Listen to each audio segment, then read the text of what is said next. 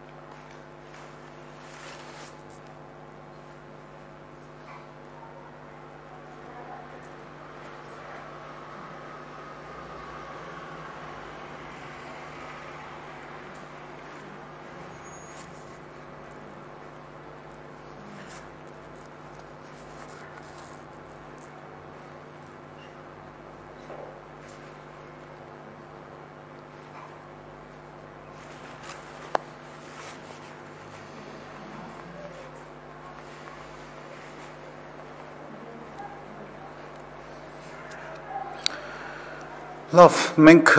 շարունակենք, հա, մեր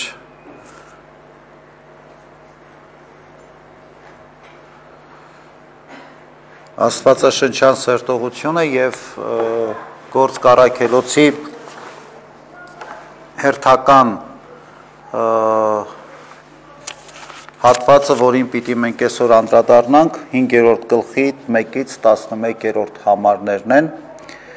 որտեղ նկարագրվում է, թե ինչպես Անանիա անունով մի մարդ իր կնոջ Սափիրայի հետ, որ մի ագարակ ունեին եւ վաճառեցին այդ ագարակը ու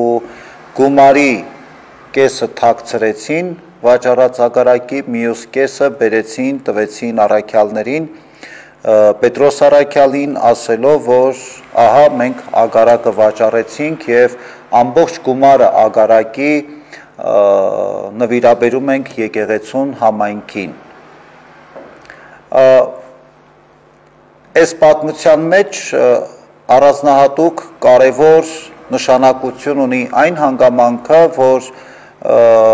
Աստվածաշունչը մինչև վերջ անկեղծ է։ Այսինքն նույնիսկ վաղ քրիստոնեական շրջանում, առաքելական շրջանում համայնքները եկեղեցական համայնքում կարող էին նաև լինել բացասական երևույթներ, բացասական դրսևորումներ, բայց ամեն դեպքում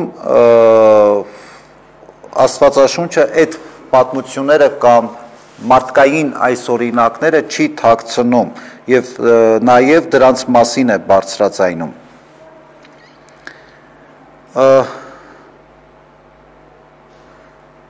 Մեր այսօրվա հանդիպումը մենք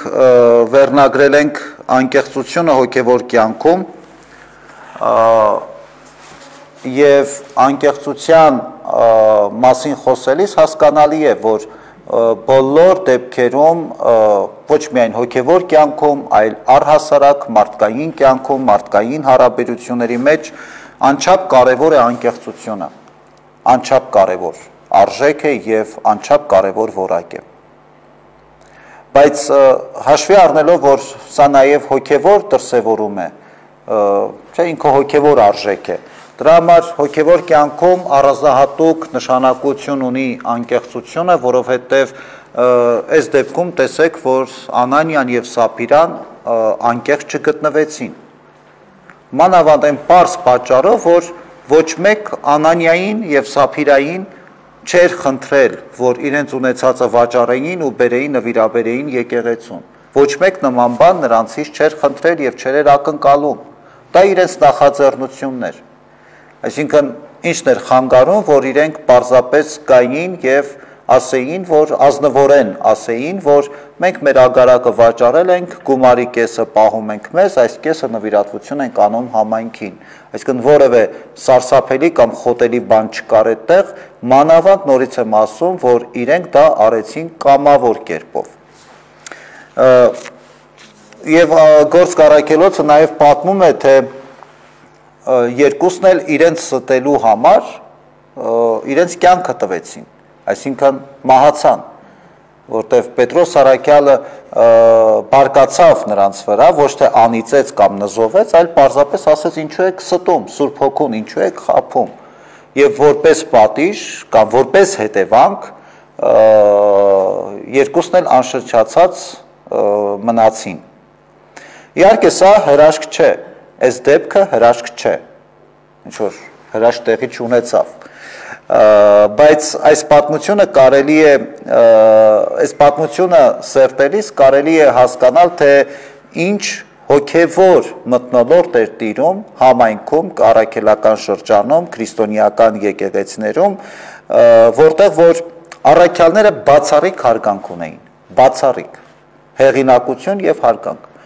Պետրոս առաքյալը նորից եմ ընդգծում, շատերը այս հատվածը կարդալիս կամ ընթերցելիս ասում են, բա ինչու է Աստված այդքան անգութ կամ այդ մի ստելու համար մարդու կյանքը վերցրեց։ Եվ բոլորի մոտ այդ տպավորությունն է, որ Պետրոս առաքյալը նզովեց կամ պատժեց, որ այս մարդիկ մահացան։ Պետրոս առաքյալը նման բան չարեց։ Պետրոս առաքյալը պարզապես սաստեց այս մարդկանց, խստորեն սաստեց իրենց սուտ խոսելու համար, ընդհանրապես դա արեց։ Հետևաբար հիմա բազմաթիվ այդպիսի օրինակներ մենք կարող ենք հիշել, երբ որ ասենք թագավորը, երբ որ իր ծառային շատ խիստ այսպես տոնով կամ շատ խիստ շեշտադրությամբ հանդիմանում է, եղել են այդպիսի օրինակներ, որ վախից ու սարսափից ծառան, ասենք, ընկել է գետին եւ շունչը փչել։ Հիմա նույն կերպ մեծ հեղինակություն ունեին առաքյալները, Եվ առավել եւս այս դեպքում, երբ որ առաքյալին դու ստում ես եւ առաքյալը հասկանում է ու բացահայտում է քո սուտը, այսինքն այնքան ահարկու էր այդ սաստելը, որ մարդիկ պարզապես չդիմացան Պետրոս առաքյալի խիստ այդ հանդիմանությանը։ Պետրոս առաքյալի բարկությունը հենց այդ ազդեցություն ունեցավ, ինչպես որ երբ որ իմ բերած օրինակին անդրադառնալով նորից, երբ որ թագավորը բարկանում է իր ծառայի վրա, վախից մարդը կարող է մեռնել, նույն ազդեցությունը կամ նույն իրավիճակը տեղի ունեցավ նաև այս դեպքում։ Այստեղ նաև խոսվում են մասին, թե ինչքան քրիստոնեական համայնքներում, ինչքան կարևոր էր այդ անկեղծությունը, թեև նորից եմ ասում, առաջին դարում, նաև վկայում է այն փաստը, որ առաջին դարում քրիստոնեական համայնքներում բոլորը չէ, որ սուրբ էին, կամ բոլորը չէ, որ այսպես ամեն ինչ չէ, որ իդեալական էր։ Ինչպես որ նաև այսօր մեր համայնքներում շատեր ասում են, բա քրիստոնեական համայնք է, ինչու պիտի այսինչ կամ այնինչ բացասական երևույթը լինի եւ այլն, չէ որ մենք քրիստոնյաներ ենք։ Իրականում այո, այդպես է։ Եթե մենք մեզ համարում ենք քրիստոնյաներ, մենք պիտի կարողանանք մեր համայնքային կյանքը, մեր անձնական կյանքը առհասարակ կազմակերպենք այնպես, որ նման խոտելի երևույթներ չլինեն։ Բայց ամեն դեպքում հասկանալի է, որ մենք գործ ունենք մարդկանց հետ, մենք մարդիկս ամեն տեղ եւ ամեն պարագայի չէ, որ անթերի ենք եւ հնարավոր է, որ մեր կյանքում կլինեն նաեւ բացթողումներ եւ սխալներ։ Բայց ես նորից եմ ուզում ընդգծել այդ հանգամանքը, որ հետաքրքիր է Աստվածաշնչի մոտեցումը, Սուրբ գրքի հեղինակների մոտեցումը։ Ինքը եւ սրբերին է նույն կերպ ներկայացնում, եւ մեղավոր մարդկանց է նույն կերպ ներկայացնում։ Եթե կան արատավոր բաներ համայնքներում, Աստվածաշունչը կամ Սուրբ գրքի հեղինակները դա չեն թաքցնում, ազնվորեն խոսում են դրա մասին։ Իհարկե դա որպես օրինակ նաև մեզ բերելով, որ մենք կարողանանք ինքներս մեր կյանքի ընթացքում զգուշանալ նմանատիպ արատավոր երևույթներից։ Որովհետև առհասարակ հոգևոր կյանքի եւ մարդկային կյանքի ամենակարևոր պայմաններից մեկը հենց անկեղծությունն է։ Երբ որ անկեղծությունը կա, այդ դեպքում առհասարակ հոգևոր կյանքը դառնում է իրական։ Եվ հոգևոր կյանքում շատ դժվարություններ եւ շատ փորձություններ հնարավոր է հաղթահարել անկեղծությամբ։ Հասարակ ձեզ օրինակ բերեմ։ Շատ հաճախ մարդիկ այսօր գալիս են եկեղեցի նեղսրտած, դիմելով մեզ հոգևորականներից, հայտարարելով կամ խնդրելով, որ օգնենք, որ մարդը Աստծո ներկայությունը զգա իր կյանքում։ Մարդիկ անկեղծորեն գալիս են եւ խոստովանում են, որ ես Աստծո ներկայությունը չեմ զգում, բայց այդ անկեղծությունը պետք է մինչև վերջ դրսևորել, որովհետև երբ որ ավելի այսպես աչքերդ բաց եւ ավելի օբյեկտիվ ես նայում իրականությանը, ինչի մենք շատ հաճախ չենք զգում Աստծո ներկայությունը մեր կյանքում։ Ոչ թե որ Աստված մեզ լքել է, մենք շատ լավ գոնե տեսականորեն հասկանում ենք եւ գիտակցում ենք, որ Աստված երբեք մեզ չի լքում։ Աստված երբեք մեզ մենակ չի թողնում։ Երբեք չի լինում այնպես, որ Աստված մեր աղոթքները չլսի։ Ուրիշ բան է, կատարում է կամ չի կատարում, միանգամից է կատարում, թե ավելի ուշ է կատարում։ Սա հարցի մյուս կողմն է։ Բայց երբեք չի կարող լինել այնպես, որ Աստված մեր աղոթքները չլսի։ Այստեղ անկեղծությունը գիտեք որտեղ է պետք, երբ որ մենք պիտի անկեղծ լինենք ինքներս մեզ հետ։ Մենք մեր աղոթքները լսում ենք, թե ոչ։ Թե մեզ թվում է, թե մեր աղոթքների հասցեատերը մենակ Աստված է։ Մենք պիտի անկեղծ լինենք։ Արդյոք ես իրականում ուզում եմ Աստծո ներկայությունը տեսնել եւ ունենալ իմ կյանքում։ Ինչներիս է պետք, որ Աստծո ներկայությունը ես զգամ։ Սա էլ կարևոր հարց է եւ այս հարցը ենթադրում է անկեղծ պատասխան։ Ինչի համար ենք ուզում։ Ուզում ենք նրա համար, որ պարզապես մեզ հետաքրքիր է Աստված կա թե չկա, կամ մեզ հետաքրքիր է Աստված լսում է մեր աղոթքները թե չէ։ Եթե մեր նպատակը Աստծո ներկայությունը զգալու սա է, ուրեմն մենք սխալվում ենք։ Մեր խնդիրը հոգևոր կյանքի Աստծո ներկայությունը ունենալը չէ միայն, այլ Աստծուն մոտենալն է ամենակարևորը։ Լավ, ես տեսա, օրինակ ասենք, ես տեսա ինձ շատ հարազատ սիրելի մի մարդու։ Չէ՞ որ իմ հաջորդ նպատակը կամ ձգտումը պիտի լինի այդ մարդուն մոտենալ։ խոսել այդ մարդու հետ, հարցնել ինչպես ես։ Չէ՞ որ երբ որ դու սիրելի մեկին տեսնում ես, անտարբեր չես կարող անցնել այդ մարդու կողքից, չէ՞, պիտի մոտենաս այդ մարդուն։ Առավել եւս Աստծո պարագային։ Մենք ինչի համար ենք ուզում Աստծո ներկայությունը զգալ, որպեսզի զգացմունքային այդ Աստծո ներկայությունը վերապրենք, ես էլի եմ ասել, զգացմունքային հավատացյալներ եկեղեցում պետք չեն, որտեղ զգացմունքը այսօր կա, վաղը չկա, մեզ պետք են գիտակցված ու հստակ առողջ բանականությամբ հավատացյալներ, որոնք երբեք Աստծո ներկայությունը կասկածի տակ չեն դնում իրենց կյանքում։ Մեզ համար շատ հստակ մոդել է, Աստված երբեք մարդուն մենակ չի թողնում, Աստված սեր է, Աստված միշտ մարդու բարին է կամենում, սրանք ճշմարտություններ են, որոնք նման են դոգմաների, սա փոփոխական չէ, Աստված չի փոփոխվում, Աստված որևէ մեկին չի պատժում, սա էլ հստակ է։ Ուրեմն ինչն է խնդիրը, որ հանկարծ ինձ թվում է, որ Աստված ինձ պատժեց, ինչն է խնդիրը, որ հանկարծ ինձ թվում է, որ Աստված այսօր այս պահին իմ կողքին չէ, կամ ինչն է խնդիրը, որ այս պահին ես Աստծո ներկայությունը իմ կյանքում չեմ զգում։ Այստեղ խնդիրը Աստծո մեջ չէ, խնդիրը մեր մեջ է եւ պիտի լինել այնքան անկեղծ, որ մենք կարողանանք այս հարցերին ճիշտ պատասխանել։ Այ երբ որ մենք անկեղծություն դրսևորեցինք, այն ժամանակ մենք Աստծո ներկայությունը իրականում կզգանք յուրաքանչյուրիս կյանքում։ Շատ կարևոր է, երբ որ գիտեք, անկեղծության հակառակը մեղքն է հոգևոր կյանքում։ Այսինքն եթե ես անկեղծ չեմ, այդ ոչ անկեղծ լինելուց ծնվում են բազմաթիվ մեղքեր, սուտ, կեղծիք եւ այլն։ Եվ Պետրոս առաքյալը իր բարկությամբ նաեւ հենց դա է մատնացույց անում եւ դա է ընդգծում, որ ցանկացած մեղք, որ մարդը գործում է, ուղղված է Աստծո դեմ։ Ու ինչպես որ հենց այս դեպքում Անանիայի եւ Սափիրայի օրինակի մեջ, օրինակ ասենք ոչ պատշաճ եւ թերի պայքարը, մենք շատ հաճախ ենք ուզում հոգեվոր կյանքում լինել ամուր, մենք շատ լավ կարող ենք խոսել նրա մասին, թե ինչքան կարևոր է Աստված մեր կյանքում, բայց եթե մենք մի քիչ ավելի անկեղծ լինենք, մենք ինչ ենք անում դրա համար, բացի ասելուց, արդյոք գործնականում մեր կյանքում Աստված այդքան կարևոր է, արդյոք գործնականում մենք այդքան ջանասիրությամբ պայքարում ենք, որ Աստված մեր կյանքում ներկա լինի։ Այսինքն, եթե մեր պայքարը պիտի թերի լինի, սա էլ մեղքի դրսևորում է, որովհետև գիտեք, մարդը ինչ էլ իր կյանքի ընթացքում անում է, ինչ էլ որ անում է, կլինի իր առողջության համար պայքարել, կլինի իր բարեկեցության համար պայքարել, միևնույն է, Աստծո փառքի համար դա պիտի լինի, եթե Աստծո փառքի համար չէ, այն ինչ որ մենք կյանքում ձեռք պիտի բերենք, ժամանակի ընթացքում արժեզրկվում է եւ իմաստազրկվում է։ Ում է պետք, եթե մենք պիտի շահենք ամբողջ աշխարհը, բայց կորցնենք Աստծո ներկայությունը մեր կյանքում։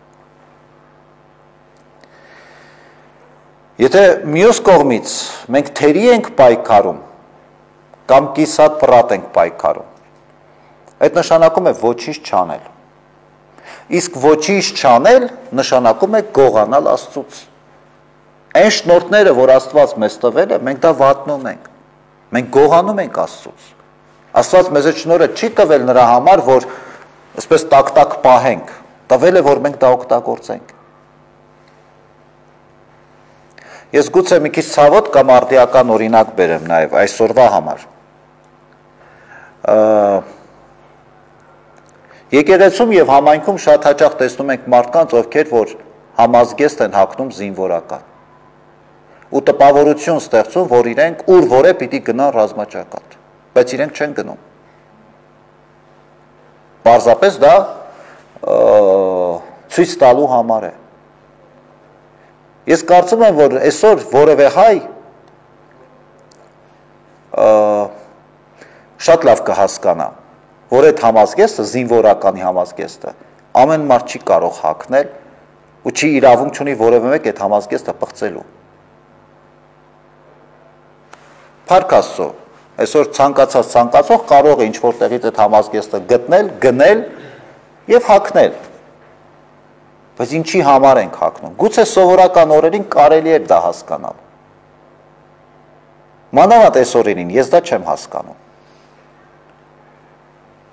Եթե համազգեստը պոդիումի վրա քայլելու համար է, այդ մարդու համար, խնդրեմ, բայց գիտեք, մենք այդ կերպով անարգում ենք մեր զինվորների հիշատակը։ Մենք անարգում ենք մեր այսօրվա պայքարը, այսօր այնտեղ կանգնած զինվորի պայքարը անարգում ենք, իսկ դա անթույլատրելի է։ Երբեք չի կարելի դա հանդուրժել։ Ու ես նաև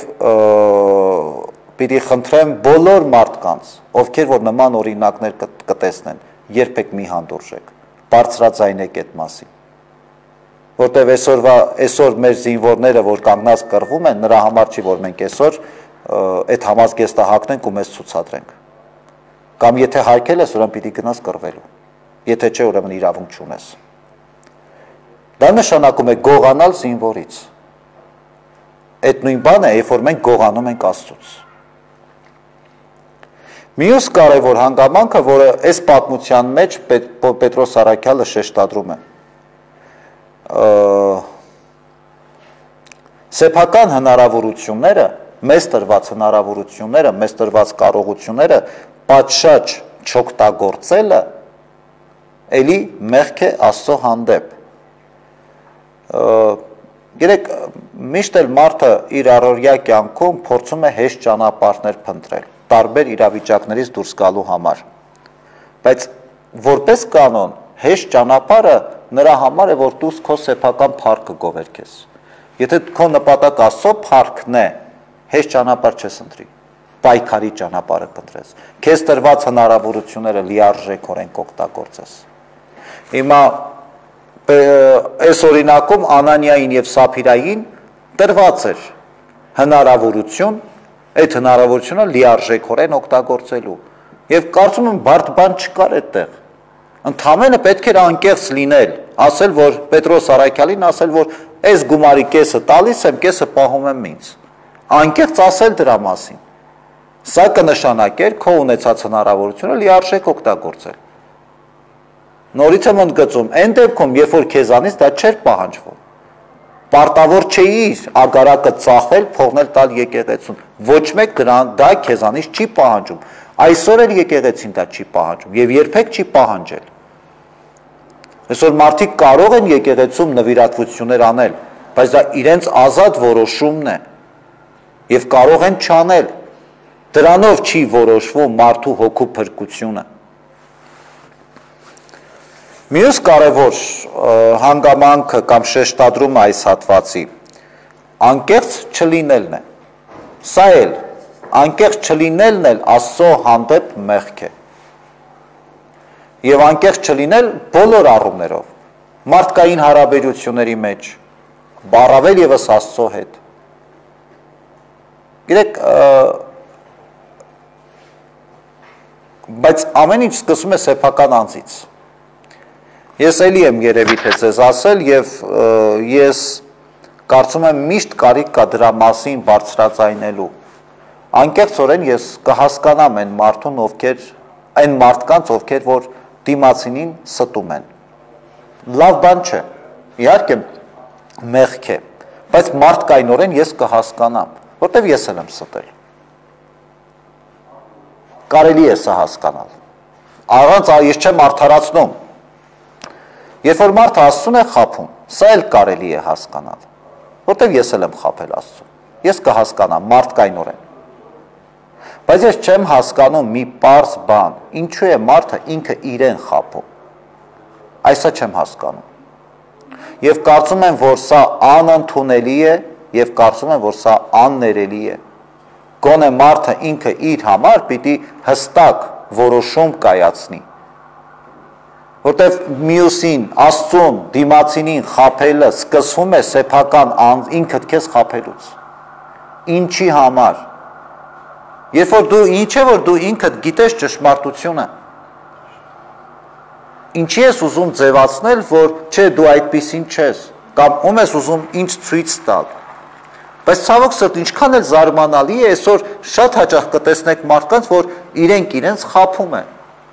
Օրինակ նույն իմ բերած օրինակի մեջ,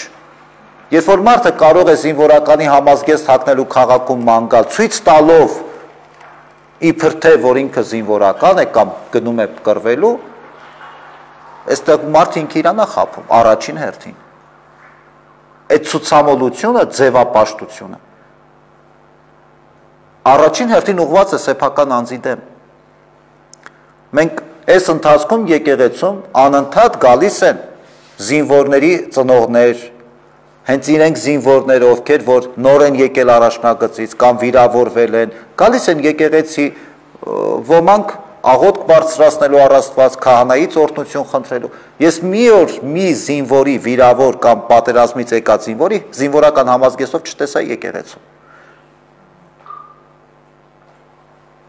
Շատ ավելի խոնարհաբար գալիս են եկեղեցի, իրենք ցուցադրելու կարիք չունեն որևէ բան։ Ինչի ենք մենք սիրում անպայման ինչ որ այսպես ձևացնել, որ մենք այսպիսին ենք, երբ որ մենք այդպիսին չենք։ Գիտեք, մեր ուժը այդտեղ է պակասում, ու այդտեղ մենք մեր ուժերը, մեր կարողությունները, մեր հնարավորությունը տեղ ենք վատում, այդ ձևապաշտության մեջ։ Ավելի լավ է մարդը ընդունի իր տկարությունները, անկեղծորեն, ինքը այստեղ շատ ավելի ուժեղ է, շատ ավելի ուժեղ է մարդը։ Եթե մենք նայենք անկեղծորեն, բոլորս ամեն մեկս մեր օրինակին, եթե մենք նայելու լինենք, ինչով ենք մենք, ինչ ունենք մեր ներսում, բնավորության դրսևորում կլինի, կարողություն, պաշտոն, ազդեցություն, որով որ մենք կարող ենք հպարտանալ։ Գուցե ինչ-որ բաներ կլինեն, գուցե ասենք ինչ-որ մեկը կասի, այ ես իմ պաշտոնը ինձ համար հպարտության աղբյուր է, մեկ ուրիշ կասի իմ խելքը, իմ կրթությունը, մեկ ուրիշը կասի իմ ազդեցությունը, բայց եթե մենք ավելի անկեղծ լինենք, մենք շատ ավելի այդ ամենով հանդերձ մեր տկարությունները շատ ավելի շատ են։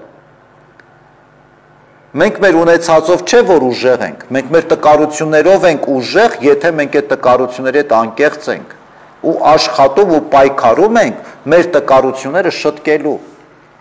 Այստեղ է մարդը ուժեղ։ Այն մարդը, որ իր աթոռով իր հարստությամբ է պարծենում եւ հպարտանում, այդ մարդը աշխարհի ամենաթույլ մարդն է, որտեղ այդ ամեն ինչը ժամանակավոր են։ Իսկ մեր տկարությունները իրականում ավելի շատ են, քան թե մեր ուժեղ կողմերը։ Եվ եթե մարդ ուզում է ուժեղ լինել, ինքը նախ պիտի ընդունի իր տկարությունները, իսկ տկարությունները ընդունելու ամենակարևոր պայմանը անկեղծ լինելն է։ Աստված մեզ տալիս է ազատություն լիարժեքորեն, բայց մյուս կողմից Աստված մեզ նաև տալիս է պատասխանատվություն։ Եթե ուզում ես լիարժեք ազատ լինես, խնդրեմ, բայց պետք է պատասխանատվություն վերցնես։ Առանց պատասխանատվության չկա ազատություն։ Այ անկեղծությունը մեզ սա է սովորեցնում։ Եղի ազատ, ինչ ուզում ես արա, խնդրեմ, բայց մի պայմանով, եթե դու բոլոր քո արարքների ու քայլերի համար պատասխանատու ես։ Իսկ այս դեպքում արդեն Անանիա եւ Սապիրայի օրինակը հիշելով, ինչ է, իրենք ինչի համար է սա արեցին։ Ընդհանրապես նրա համար, որ համայնքում ցույց տային, որ իրենք բարեգործ են։ Բայց ինչ եղավ։ Չէ՞ որ այս նվիրատվությունը, որ իրենք արեցին, համայնք մտնելու համար չէր, համայնքի անդամ դառնալու համար չէր, եւ ոչ էլ համայնք մտնելու համար էր։ Սա երկնքի արքայություն մտնելու համար էր։ Իսկ երկնքի արքայությունում կեղծիք ու սուտ չի կարող լինել։ Երկնքի արքայությունում կա կյանք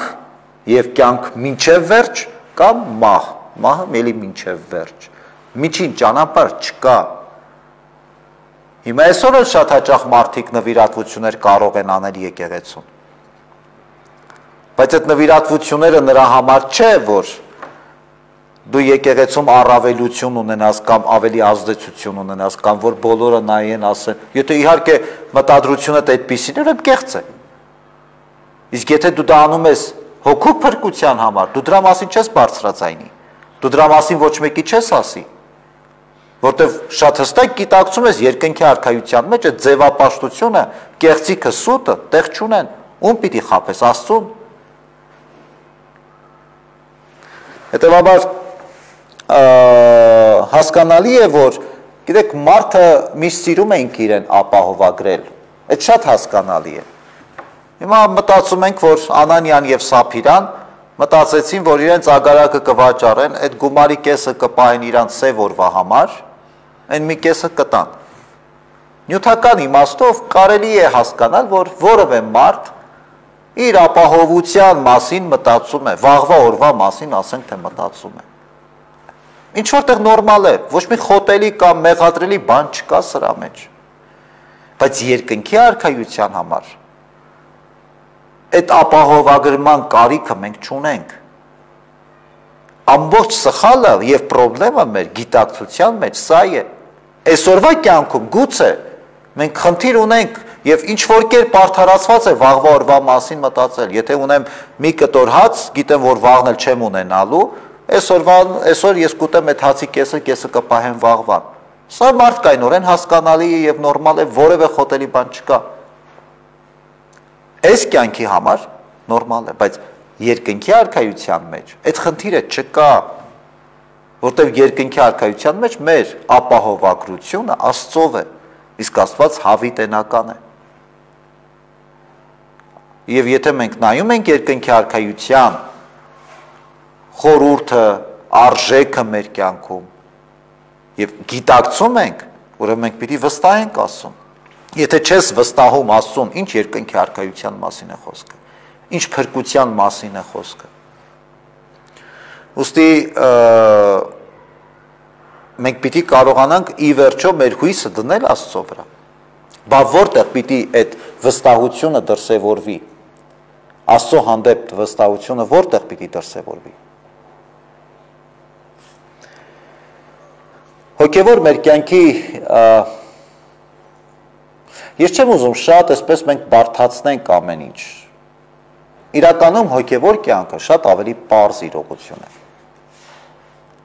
Ազնիվ լինելը կարծում եմ բարդ չէ, գոնե գիտակցության համար հասկանալու համար բարդ չէ։ Բայց քանի որ մեր մարդկային հարաբերություններն են բարդ, մենք երբեմն ստիպված ենք լինում շեղվել այդ ճանապարհից, ստել, անազնիվ գտնվել, ձևապաշտությամբ տառապել։ Հասկանում եք, բայց շատ կարևոր է գիտակցել, մենք մարդկանց համար չենք ապրում։ Ինչքան էլ մեր մարդկային հարաբերությունները բարդ են, մենք մարդկանց համար չենք ապրում։ Մենք չենք ապրում նրա համար, թե ով ինչ կասի, ով ինչպես կմտածի։ Մենք ապրում ենք Աստծո առաջ հաշվետու լինելով, ինքներս մեր առաջ հաշվետու լինելով։ Ես կուզեմ, որ յուրաքանչյուրս առիթ ունենանք մեր կյանքի ընթացքում հաճախ մեզ այդ հարցը տալու, ինքդ քեզանից գոհ ես։ Լավ, ուրիշները քո մասին լավ խոսեցին, գեղեցիկ խոսքեր ասեցին, ի՞նչ է դա փոխում, արդյոք դու դրանից ավելի լավն ես դառնում, արդյոք դու դրանից ավելի այսպես կյանքդ սրբագրվում է, իհարկե ոչ։ Մարդկանց գովասանքները ավելի մեզ խանգարում են։ Եթե մենք պիտի ապրենք, որ մարդիկ ասեն, վայ, ես ինչ լավ մարդ է, միշտ պետք է հիշել։ Քրիստոնյա չենք դառնում, որ լավ մարդ լինենք։ Քրիստոնեության նպատակը լավ մարդ լինելը չէ, քրիստոնեության նպատակը կատարյալ մարդ լինելն է։ Այդ կատարելությունը մի պատկերացրեք այն կատարելությունը, որը մենք տեսնում ենք իդեմս Քրիստոսի, այս պահին, այս աշխարհի վրա մենք այդպիսի կատարյալ չենք լինի, բայց մենք կարանք ազնիվ լինելու մեջ լինել կատարյալ, այս իրավիճակում ճիշտ որոշումներ կայացնելով։ Կարծում եմ այդքան բարդ չէ։ Կյանքի ամեն մի հանգրվանում մի պահ անդրադառնալ, Քրիստոս ինչ կաներ իմ փոխարեն, կամ ինչպես կուզեր, որ Քրիստոս ես այս իրավիճակում վարվեի։ Որոշում կայացնել ամենադժվար բանն է։ Բայց երբ որ այդ կայացած այդ որոշումը անկեղծ է։ Ուրեմն շատ կարևոր է, երբ որ մենք մեր հոգևոր կյանքի ընթացքը ոչ թե բարդացնում ենք, եթե որևէ մեկն էլ բարդացնում է, էլի ձևականություն կա տեղ։ էլի փարիսեցիություն կա։ Ընդհակառակը շատ ավելի պարզ իրողություն է։ Կարծում եմ նույն է Սափիրա եւ Անանի օրինակը մեզ համար կարևոր է։ Ով էր խնդրել, որ մարդիկ խաբեին։ Կներեք, ով էր խնդրել, ինչ բարդ բան կար այստեղ։ Ընդհակառակը ազնիվ ասեիր, որ այսպես է, գումարի կեսը վաճառել եմ, պահել եմ, ինձ կեսն էլ տալիս եմ։ Ընդհակառակը ավելի օրհնության կարժանանայիր։ Բայց մենք չէ, սիրում ենք ամեն ինչ բարդացնել, որտեղ մեզ պետք է որ բոլոր ասեն, մտածեն բոլորը, որ այս մարդը ինչքան հավատացյալ է, որ ամբողջ իր ունեցածը տվեց։ Իսկ մեր հոգևոր շնորհները, մեր կարողությունները, մեր հնարավորությունները, որ Աստված մեզ բոլորիս տվել է, ինչի մենք դա բոլոր ամբողջությամբ չենք տալիս, ինչի չենք օգտագործում։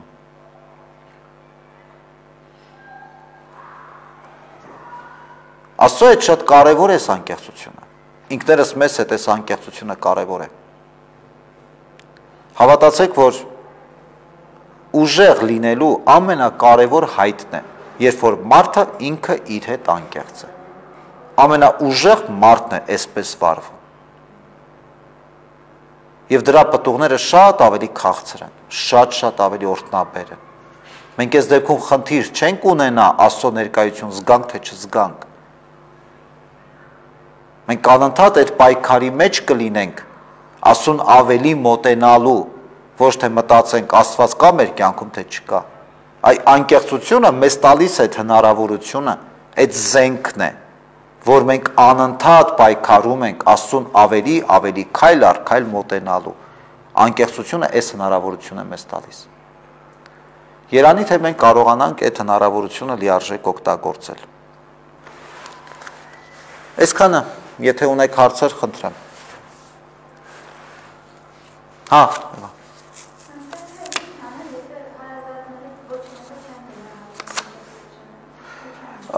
կարևոր չի ով է գնահատում, ով չի գնահատում։ Այո, շատ հաճախ մարդիկ այդ խնդրի առաջ են կանգնում, որ իմ մտերիմները կամ իմ շուրջը գտնվող մարդիկ իմ անկեղծությունը չեն գնահատում, բայց եթե մենք իրականում անկեղծ ենք, մենք չպետք է նայենք գնահատում են թե չէ, հեչ կարևոր չէ, մենք դրա թեկուզ եւ վատ են վերաբերում, մենք դրա համար չենք անկեղծ։ Մենք դրա համար չենք լինում անկեղծ, որ մեզ գնահատեն կամ ուրեմն իրենք այդպես են պատկերացնում, դա իրենց խնդիրն է։ Իհարկե վատ են անում։ Այդ լավ չի, որ այդպես են վարվում եւ այդ անկեղծությունը չարաշահվում է, բայց մեր խնդիրը անկեղծ լինելու իրենցով մարդկանցով պայմանավորված չի։ Հուսանք մի օր կհասկանան եւ կփոխեն իրենց վերաբերմունքը։ Ինչ? Նկանակ։ Նկանակը հացն է։ Հացն է։ Մի բան ասեմ, ավելացնեմ էլ։ Այո։ Անարդար եմ վերաբերվում։ Պայիսիոսի խոսքերից է, որ այդ գրքի մեջ գրված է, ասում է ուրախացեք, որ ձեր հանդեպ անարդար են վարվում մարդիկ, համբերելով, լռելով մոտենում եք Աստծուն,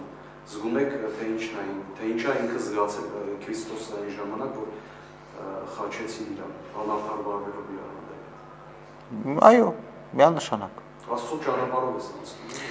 Մեզ նաև հարցեր կան ուղղված էլեկտրոնային տարբերակով, ինչու չի պատժվում Գազան Թուրք Աստծո կողմից։ Իսկ գուցե մենք պիտի պատժենք, մենք դառնանք Աստծո զենքը եւ պատժենք Թուրքին։ Ես կարծում եմ, որ այդ գործը մենք պիտի անենք, ոչ թե Աստված։ Իհարկե, Աստված ես նորից ընդգծեցի, եթե ավելի լուրջ, Աստված ոչ մեկի չի պատժում։ Աստված կարող է վերականգնել արդարությունը աշխարհում, բայց մենք պիտի կարողանանք այդ արդարության զինվորը լինել եւ կարծում եմ մենք հայերս հենց այն զենքն ենք Աստծո ձեռքին եւ դա Աստված որ այդպես լինի, որ կկարողանանք պատժել եւ վստահ եմ, որ կպատժենք։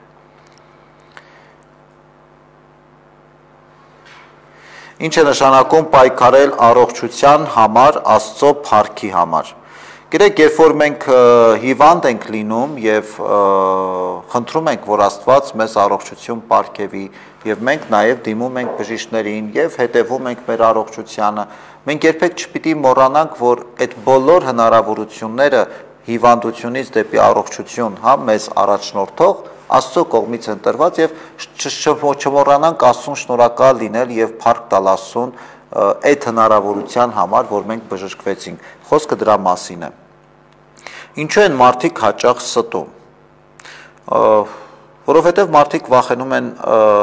իրենք իրենցից եւ վախենում են իրականությունից։ Ստելու պատճառները տարբեր են, ստելու պայմանները տարբեր են։ Այո, մարդիկ շատ սիրում են ցավոք սրտի ստել, բայց իրավիճակները նախ պետք է ավելի կոնկրետ հարցը հասկանալու համար պետք է իրավիճակները հասկանալ, կոնկրետ իրավիճակ, որտեղ մարդիկ ստում են կոնկրետ իրավիճակներում, բայց ընդհանուր առմամբ եւ առհասարակ, որովհետև մարդիկ պարզապես չեն սիրում լինել ուղիղ, լինել շիտակ եւ գնալ ավելի հստակ ու պարզ ճանապարհով։ Չէ՞ որ Քրիստոս նույնպես մեզ սովորեցրեց, ասում է Աստված լույսը եկավ աշխարհ, մարդիկ խավար ընտրեցին։ Լույսի տակ, լույսի ներքո ամեն ինչ ավելի պարզ է, ավելի հստակ է։ Ու մենք շատ հաճախ այդ պարզ ու հստակ իրականությունից ենք փախնում, որովհետև այդ լույսի տակ նաև մեր ներքին խութերը եւ մեր ներքին խնդիրներն են բացահայտվում, իսկ մենք չենք ուզում մեզ այդպեսին տեսնել, մենք սիրում ենք երևակայել, որ մենք լավն ենք, մենք մեզ նույնիսկ այստեղ շատ ենք սիրում համոզել ու խաբել, թե դու շատ լավն ես, մյուսներն են վատ, սա եսասիրությունից է գալիս ավելի շատ, այնպես որ նաեւ եսասիրությունն է պատճառը, երբ որ մարդիկ շատ ստում են։ Նաև այո վախից հաջորդ հարցնել է մոտավորապես նույն բովանդակությամբ, այո նաև վախից, մարդիկ շատ հաճախ ստում են վախից, ճշմարտությունից խուսափելով։ Կային ուրիշ հարցեր։ Այս փորձության շրջանում հավատացյալ մարդը հատկապես ինչ պետք է անում, հավատքը պարզ է, բայց իր բաշին գործը ինչու։ Գիտեք, ես կարծում եմ, որ ամեն մարդ մանավանդ այս իրավիճակում շատ էս մասին խոսվել եւ պատկան կառույցների եւ տարբեր կառույցների, տարբեր մարդկանց մասնագետների կողմից առհասարակ պատերազմական այս իրավիճակում շատ կարեւոր է համախմբվածությունը եւ միասնական լինելը։ Այս ամենակարևորն է։ Ով ինչ կարող է անել, արեք այն ինչ որ անում եք առհասարակ։ Պարզապես այն ինչ որ անում եք սովորական օրերին, հիմա արեք ավելի պատասխանատվությամբ, ավելի մեծ պարտաճանաչությամբ, շատ ավելի մեծ այդ գիտակցությամբ, որովհետև կարծում եմ, որ այսօր առաջին եւ ամենակարևոր անելիքը կռվելն է։ Այս ամենակարևոր պայմանն է։ Հիմա բնականաբար գիտեք, որ կա առիթ եւ պետական նաեւ կառույցները կամավորագրում են մարդկանց, ովքեր որ ուզում են կամավորագրվեն եւ գնան ռազմաճակատ։ Սա ամենակարևոր բանն է, որ մենք պիտի անենք։ Մյուսը գիտեք նաեւ, որ նրանք, ովքեր որ ենթակա են զինվորական ծառայության եւ պատերազմի նաեւ մասնակցության, այդ մարդկանց զինկոմիսարիատները գիտեք, որ այսպես կանչում են եւ կազմակերպում են, այսինքն եթե որքանով որ հնարավոր է, դե բնականաբար կանանց աղջիկների պարագային հասկանալի է, որ ռազմաճակատ առաջիգից գնալ ամեն մեկին տրված եւ բոլորը չէ, որ պիտի այսպես անպայման գնան ռազմաճակատ, մանավանդ եթե մարդ այդ գործի տեղյակ չի կամ այդ գործին գիտակ չի։ Հետեւաբար ամեն մեկս մեր տեղում անենք այն ինչ որ հնարավոր է։ Հիմա փառք Աստծո կան շատ կամավորական ծառայություններ, տարբեր, այսպես եւ պետական կառույցները եւ հասարակական կառույցները տարբեր ոլորտների համար հավաքագրում են կամավորների, չգիտեմ, այդ կամավորները կլինեն IT ոլորտում, պետք կլինեն բանվորական ուժի տեսքով, պետք կլինեն որևէ, այսինքն ինչքան հնարավոր է պետք է մոբիլիզացնել մեր ուժերը, ինչ մենք կարող ենք անել ռազմաճակատի համար։ Այսինքն միայն աղոթելը, հասկացանք, աղոթելը շատ կարևոր է, բոլորս ենք աղոթում, ամեն վարքյան ենք աղոթում, բայց գործնականում նաև մենք պիտի կարողանանք այդ բոլոր ասպեկտներով մասնակից լինել։ Այսօր շատ այսպես հասարակական նույնիսկ նախաձեռնություններ կան, չէ, ցանցեր են գործում, չգիտես,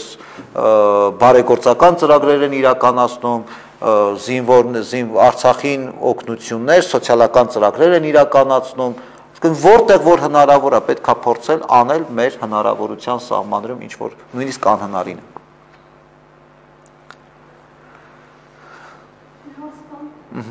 Այո։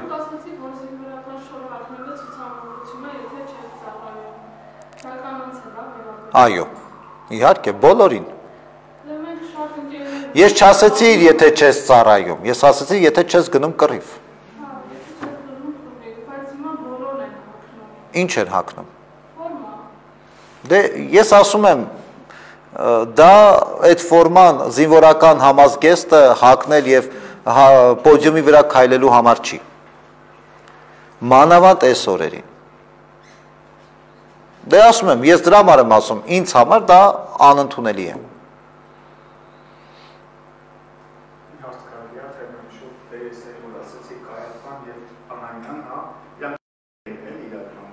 Անանյան եւ Սափիրան։ Անանյան եւ Սափիրան ամուսիններ էին։ Այո, համայնքի անդամներ էին, ընդամենը մենք այդ գիտենք իրաց մասին, ավելին տեղյակ չենք։ Ավելի տեղյակ չենք։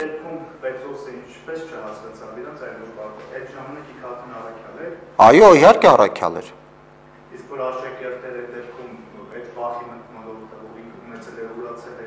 ինչի չկարողացավ հասկանալ, ոնց որ դուք նշեցիք։ Հարցը ես չհասկացա։ Իրանց տրված է այդքանը, չէ, իրանք այդքանը դողն արեցին թեկուզ կեղծ ձևով, այսինքն մի մասը արեցին իրանց սրտի հոժարությամբ։ Ահա։ Այդ դեպքում ինչի դա չգնահատվեց։ Որովհետև նայեք, դրա համար եմ ասում, հոգևոր կյանքում չկա մեջտեղ։ Ինչ է նշանակում մի մասը արեցին իրենց սրտի հոժարությամբ։ Իրանք ընդհանրապես իրենց սրտի հոժարությամբ չարեցին։ Իրանք դա արեցին ձևականորեն։ Այո։ Այնտեղ արդարացում չկա։ Այնտեղ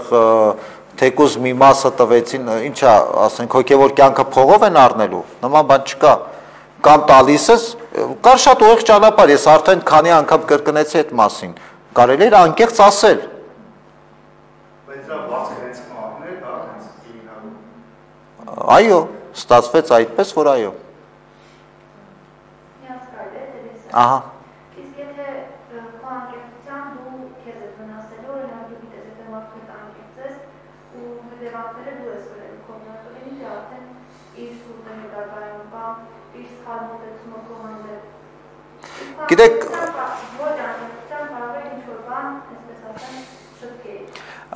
Ես մի քիչ հարցը ընդհանուր է շատ, գուցե ավելի կոնկրետ օրինակով, եթե դուք հարցը տաք, ավելի հստակ լինի պատասխանը, բայց ես գիտեմ մի հստակ ճշմարիտ։ Երբեք չի կարող քո անկեղծությունը դիմացինին վնասել կամ պատճառ դառնալ, որ քեզ վնասել։ Երբեք չի կարող այդպես լինել։ Այսինքն անկեղծությունը երբեք ոչ մեկին չի գայթակղության։ Դու գիտեք ոնց է, հնարավոր է գայթակղեցնի դիմացինին, բայց դիմացին էլ պիտի հասկանա, որ եթե ինքը գնահատում է այդ անկեղծությունը, երբեք դա իր համար գայթակղության առիթ չի դառնա։ Դե դրա համար եմ ասում, հարցը շատ ընդհանուր է, բայց անկեղծությունը անկախ նրանից դիմացինը կչարաշահի կամ դիմացինի համար կդառնա գայթակղություն կամ ոչ, միանշանակ դա չի նշանակում, որ մենք պիտի կոմպրոմիսի գնանք եւ այս դեպքում չլինենք անկեղծ, որովհետեւ դիմացինին կգայթակղեցնենք կամ ինչ-որ կերպ կխանգարենք։ Այդ արդարացված չի։ Օրինակի համար, եթե անկեղծանալով դավաճանել է, հիմա հիմքում մեղք կա, այդ դեպքում արդեն բնական է։ Գիտեք, ցանկացած դեպքում պետք է պատասխանատվություն վերցնել։ Մեկ է դրանից անկեղծությունը չի կարող դուժել։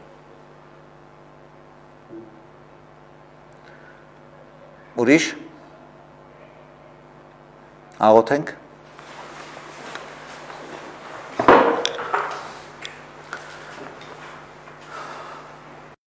Պահպանյաց մեզ Քրիստոս Աստված ընթովանյավ սուրբ եւ պատվական խաչիկո փրկյա ազատյա հերևելի եւ հաներևույթ թշնամվույն արժանավորյա գոհությամբ փառավորել Սայր եւ Սորթի եւ Սուրբ Հոգի այժմ եւ միշտ եւ հավիտյանս հավիտենից ամեն Աստված պահապան ձեզ